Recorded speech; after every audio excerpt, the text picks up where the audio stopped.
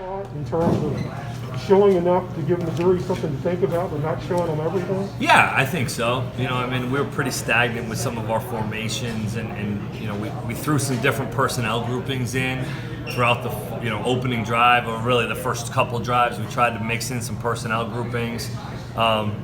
Because frankly, we're not going to sit there in one or two personnels and let a defense allow them to dictate to us. We want to try to dictate everything we do to the defense, and we've got a big challenge ahead of us coming up this week that I know Coach Steve Wilson is an unbelievable coach, and he's going to have those guys ready to go, and we need to continue to try to balance and mix up personnel groupings to keep the defense off balance. What was your assessment of Bo?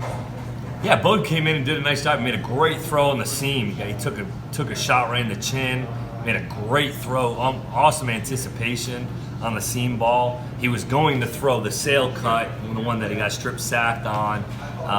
And then we didn't protect him on the other one that he got hit on. So thought he came in, ran the show, ran the operation. I was pleased with Bo.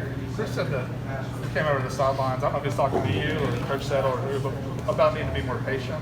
Yeah. Letting the block set up. Was that something that was hard to simulate in practice for? It is, because especially when you're going against a scout team, you get so much movement.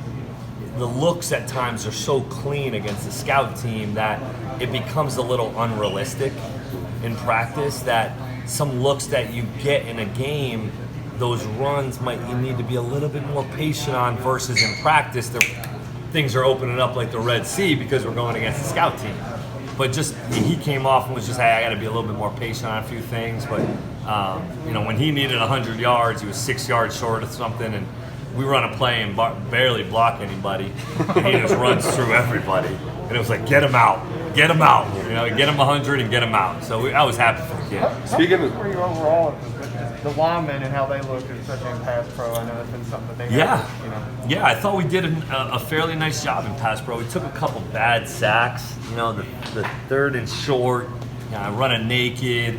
They're not lined up. They kind of walk right into the play that we're running. That was the one that Will took a sack, slipped, and got a sack on. So to take a few, the one before the half, take a sack, and just a few things that you don't want to take negatives in those situations. But in terms of the operation, in and out of the huddle, communication, I was pleased. It wasn't exactly where we 100% want to be or need to be, but it was solid. the balance, I know we're going to talk a lot about the passing game from today, but do you think it was a balanced attack with more points? I mean, it was solid. I think we can run the ball better. It was tough coming into this game in terms of scheming up the run game because we don't know what they're going to be. We didn't know if it was going to be Clemson or Boise, and those are two different defenses in a lot of ways.